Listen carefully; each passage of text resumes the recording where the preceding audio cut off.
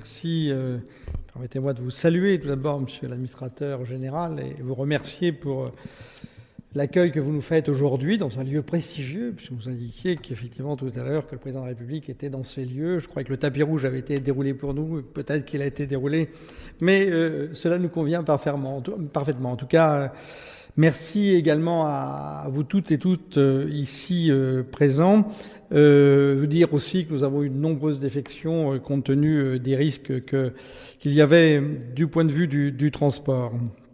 Merci donc de nous accueillir pour cette journée d'études et de réflexion sur le thème architecture, paysage et identité des territoires ruraux.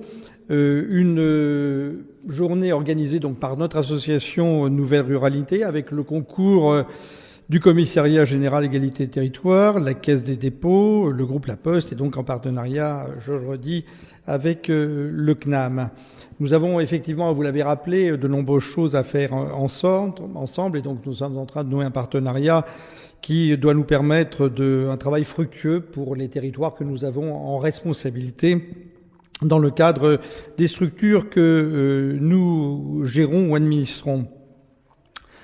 Deux mots sur l'association Nouvelle Ruralité pour compléter les propos de Jean-Yves Vif. Effectivement, a été créée cette association à la suite d'une démarche qui était informelle, qui a duré 2 ou 3 ans préalablement, c'est-à-dire que nous étions 4 départements du centre de la France. Nous organisions un certain nombre d'actions communes pour mettre en valeur ce dont nous disposions sur le territoire. Et je pense, pour illustrer mon propos, une des dernières actions que nous avions menées avant de créer ce mouvement, qui était de témoigner de la panel de formation supérieure sur nos territoires, à la fois à Bourges, à Moulins, à Nevers notamment, de manière à ce que les étudiants de nos territoires puissent trouver dans l'éventail des propositions des réponses à leurs attentes, en prenant en compte le fait que nous étions distants de centres universitaires importants. Donc témoigner de ce qui existait sur le territoire, c'était permettre à des jeunes qui aujourd'hui, de manière insuffisante, en quelque sorte, poursuivent des études supérieures, peut-être de tenter leur chance. C'est un des sujets importants. Vous l'avez rappelé, sur nos territoires, la progression et les formations universitaires par les élèves est en dessous de la moyenne nationale, alors même que les résultats au bac sont souvent égaux ou supérieurs d'ailleurs à ce qu'on constate au niveau national. Et il y a là une carence à laquelle il va falloir apporter des réponses. Et c'est vrai que le CNAM est une des solutions possibles. Cette association, je vous dis, s'appelle Nouvelle Ruralité, c'est-à-dire qu'elle a été créée parce que nous avons pris conscience, en tout cas, que quels que soient les efforts que nous faisions à notre échelle locale, et effectivement, il y a une part de responsabilité et d'initiative à prendre, il était nécessaire qu'il y ait une vraie politique à destination de nos territoires, qui ne soit pas une politique de compensation, de réparation, mais qui donne une vraie perspective, c'est-à-dire faire en sorte que nous puissions avoir un récit sur l'avenir des territoires ruraux dans notre pays, de la même manière qu'il y a aujourd'hui un récit de droite ou de gauche sur l'avenir de la France autour des métropoles. Nous avons considéré que le pays qui dispose du plus bel espace rural en Europe, de par sa superficie, de par sa diversité, ne pouvait pas tourner le dos à ces territoires-là qui apportent des réponses à un certain nombre d'enjeux de société et qui, ne serait-ce que de ce point de vue, génèrent des aménités fortes en matière notamment de dépollution, de potentiel en matière d'économie verte, etc. Mais j'en passe. Mais au-delà des ressources naturelles également, des ressources humaines fortes, puisque nous sommes dans nos territoires confrontés à un certain nombre de difficultés que nous ne nions pas, qui nous obligent à faire preuve d'innovation, de créativité, tout autant qu'il y a de la création et de la créativité et de l'innovation sur les métropoles. Et donc cette idée de participer à la construction de ce nouveau récit des territoires ruraux. Alors territoires ruraux entendus comme les espaces non métropolitains. Et non métropolitains au sens juridique du terme, parce que les géographes, il y en a dans la salle, nous diront qu'en fait métropole, il n'y en a pas 15 ou 22 comme le droit nous le dit, mais si on retient la notion géographique, peut-être une, sûrement d'ailleurs, Paris, dont on nous dit qu'elle n'est que la 3e métropole mondiale, enfin plutôt la 25e, 3e par l'influence, nous dit-on aussi, culturelle, politique, etc. Et puis pour le reste, Lyon, Marseille, on peut s'interroger. Alors au-delà, bien évidemment, le questionnement est complètement ouvert. Donc l'objet de notre association, c'est de participer à travers la diversité de nos territoires et de ceux qui les représentent à la construction de ce récit d'avenir des territoires ruraux. C'est la raison pour laquelle, au-delà des élus et élus locaux du départ, puisque 40 départements nous avaient rejoints dans une démarche que nous avions menée au sein de l'Association des départements de France, nous sommes aperçus, et en tout cas en échangeant, que les entreprises aussi, les représentants des entreprises de nos territoires, les représentants des mouvements associatifs avaient besoin également d'être représentés et que les problématiques qui sont les leurs en matière de développement, de projets, d'initiatives soient prises en compte et avec des réponses qui sont pas nécessairement des réponses exactement équivalentes aux réponses que l'on trouve en métropole. C'est la raison pour laquelle notre association s'est constituée à travers cette diversité de représentation des territoires des territoires ruraux. Et puis, puisqu'il faut travailler utilement, à la fois sur des données, mais aussi reconstruire les références et les paradigmes, ça on considérait utile de pouvoir travailler avec des chercheurs, des universitaires, et un certain nombre de chercheurs et d'universitaires nous accompagnent dans nos démarches, soit de manière pérenne, soit de manière plus ponctuelle, comme aujourd'hui notamment. Donc vraiment à la fois l'ambition de nous projeter assez loin et de construire la place que doivent avoir ces territoires ruraux dans notre pays, et une volonté également d'être opérationnel et concret dans l'immédiat à travers des actions concrètes de travail partenarial, en tout cas de co-construction et d'échange avec les responsables du moment, avec le précédent gouvernement, notamment à l'occasion des comités interministériels qui ont eu lieu, et aujourd'hui, en ce moment, avec le gouvernement qui prépare un certain nombre de décisions, et on devra avoir dans les quelques semaines qui viennent le président de la République qui annonce les grandes orientations de sa politique à destination de nos territoires. Donc là aussi, une association qui est très politique, c'est clair, mais qui est transpartisane, vous l'avez compris, dans laquelle, puisque un certain nombre, toutes les sensibilités se retrouvent sur des objectifs communs. Alors, je le redis, donc le rôle de notre association, c'est de favoriser le dialogue entre la société civile et l'ensemble des acteurs du territoire et les responsables politiques, soit locaux ou nationaux, dans une démarche partagée, en tout cas c'est comme ça qu'on la souhaite, de progrès, qui soit démocratique, social, écologique notamment. Pour en venir justement au thème de notre journée aujourd'hui, la problématique des paysages est une question, et vous le savez, dont l'acuité s'est accrue au cours des dernières années, dans un contexte que certains qualifient de dégradation quand même générale des paysages, même si la prise de conscience a maintenant quelques années, la réalité dans les pratiques n'est pas toujours à la hauteur des enjeux.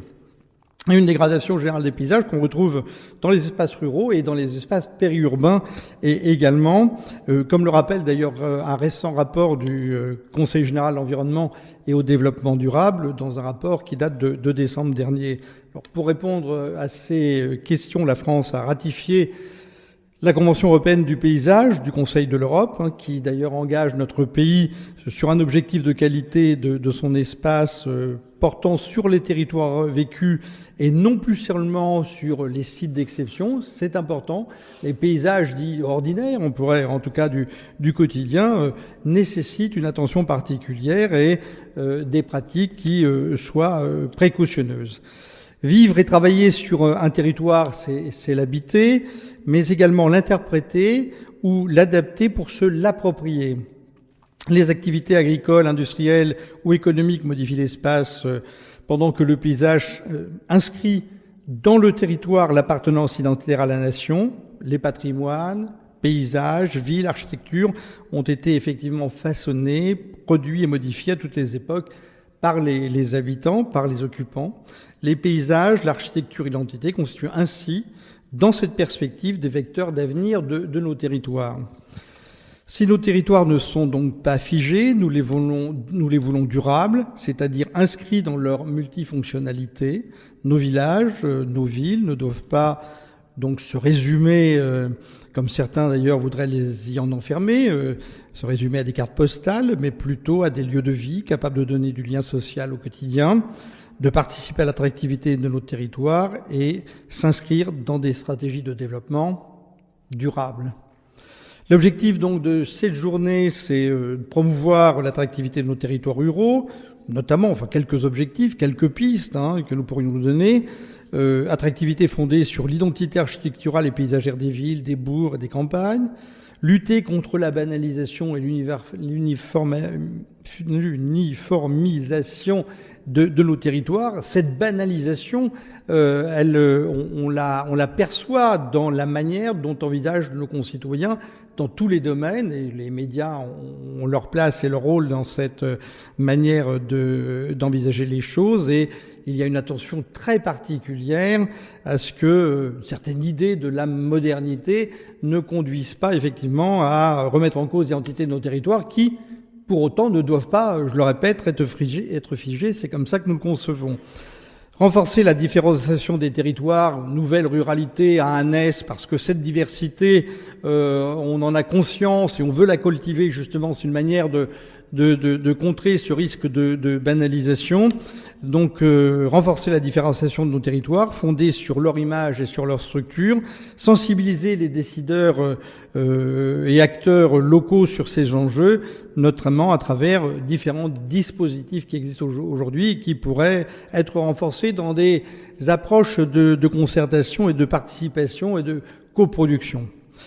Tous les acteurs des territoires, que ce soit ceux qui habitent dans des responsabilités différentes dans leur vie, dans leur activité, mais également les administrations locales, les administrations d'État, ont une responsabilité. Ça, c'est une réflexion et une démarche qui concerne non seulement les élus, monsieur l'administrateur, vous le rappelez à l'instant, mais également les techniciens qui sont là pour éclairer les élus et l'ensemble des professionnels de l'aménagement, qu'il s'agisse des professionnels de l'État, des collectivités, à travers notamment les CAE, des professionnels également qui, dans leurs diverses activités, tourisme, industrie, etc., ont une responsabilité particulière et peuvent tirer parti, là aussi, dans ce domaine-là comme dans d'autres. On n'est pas sur des contradictions, des conflits d'intérêts, mais parfois mais le plus souvent possible, en tout cas, et le plus certainement d'ailleurs, sur des convergences d'intérêts. Les questionnements que nous aurons dans le cours de cette journée, mais qui est une journée ouverte, sont importantes. Je n'y reviendrai pas pour ne pas être trop long. Pour nous aider dans cet échange, nous avons sollicité plusieurs intervenants qui sont reconnus dans leur domaine d'activité, à travers leurs pratiques, leurs réflexions notamment. Il s'agisse d'urbanisme, d'architectes, de paysagistes, d'agronomes, d'agriculteurs, d'élus, bien sûr, et également d'acteurs économiques avec lesquels nous aborderons aujourd'hui, à travers leurs interventions, mais ensuite à travers les échanges que nous aurons avec eux, les enjeux des paysages, de l'architecture et d'une manière plus générale, les enjeux de l'aménagement des campagnes et de nos lieux de vie ruraux. Et donc, je voudrais remercier, et on les citera au fur et à mesure de leur intervention, chacun d'entre eux qui ont fait l'effort d'être présents, puisque nous n'avons qu'une défection qui est un des plus éloignés de nos intervenants. Tous les autres sont là. Merci en tout cas à eux d'avoir fait cet effort, d'avoir pris ce risque d'un trajet difficile. Et merci à toutes et à tous d'être présents aujourd'hui. Cette journée fera l'objet d'une transcription à la fois vidéo et papier, de manière à ce qu'on puisse en garder une trace utile pour une réflexion commune à venir. Merci.